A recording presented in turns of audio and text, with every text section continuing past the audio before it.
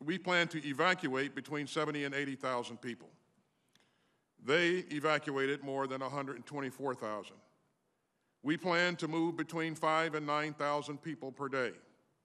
On average, they move slightly between more than 7,000 per day. On military aircraft alone, we flew more than 387 sorties, averaging nearly 23 per day.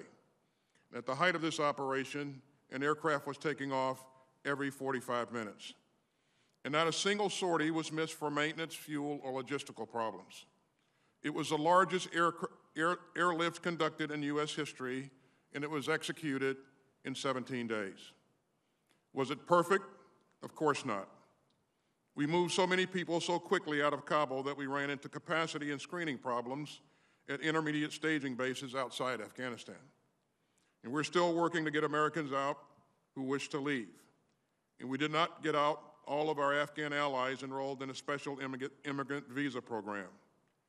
We take that seriously, and that's why we're working across the interagency to continue facilitating their departure.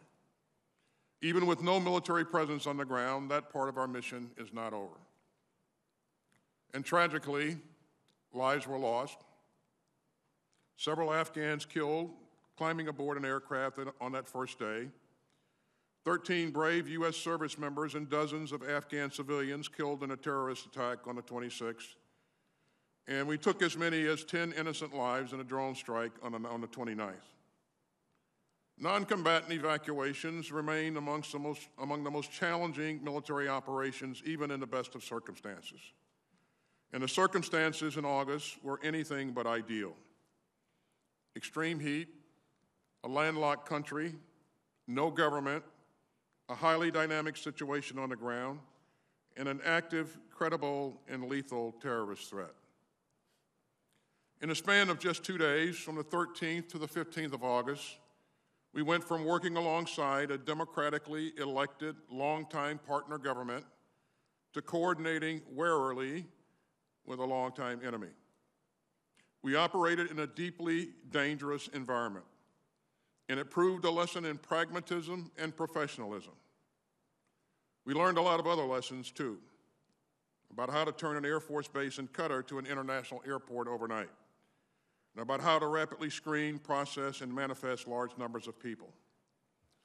Nothing like this has ever been done before, and no other military in the world could have pulled it off, and I think that is crucial. Now, I know that members of this committee will have questions on many things, such as why we turned over Bagram Airfield, and how real is our over-the-horizon capability, and why didn't we start evacuation sooner, and why didn't we stay longer to get more people out? So let me take each in turn. Retaining Bagram would have required putting as many as 5,000 U.S. troops in harm's way just to operate and defend it. And it would have contributed little to the mission that we've been assigned, and that was to protect and defend the embassy, which was some 30 miles away.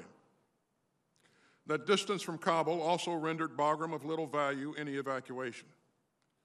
Staying at Bagram, even for counterterrorism purposes, meant staying at war in Afghanistan, something that the President made clear that he would not do. As for over-the-horizon operations, when we use that term, we refer to assets and target analysis that come from outside the country in which the operation occurs. These are effective and fairly common operations. Indeed, just days ago, we conducted one such strike in Syria, eliminating a senior al-Qaeda figure. Over-the-horizon operations are difficult, but absolutely possible. And the intelligence that supports them comes from a variety of sources and not just U.S. boots on the ground. As for when we started evacuations, we offered input to the State Department's decision, mindful of their concerns that moving too soon might actually cause the very collapse of the Afghan government that we all wanted to avoid, and that moving too late would put our people and our operations at greater risk. And as I said, the fact that our troops were on the ground so quickly is due in large part to our planning and our pre-positioning of forces. And as for the mission's end, my judgment remains that extending beyond the end of August would have greatly imperiled our people and our mission. The Taliban made clear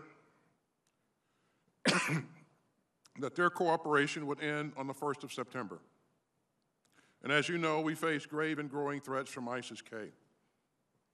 Staying longer than we did would have made it even more dangerous for our people and would not have significantly changed the number of evacuees we could get out. Now, as we consider these tactical issues today, we must also ask ourselves some equally tough questions about the wider war itself, and pause to think about the lessons that we have learned over the past 20 years. Did we have the right strategy? Did we have too many strategies? Did we put too much faith in our ability to build effective Afghan institutions, an army, an air force, a police force, and government ministries? We helped build a state, Mr. Chairman, but we could not forge a nation.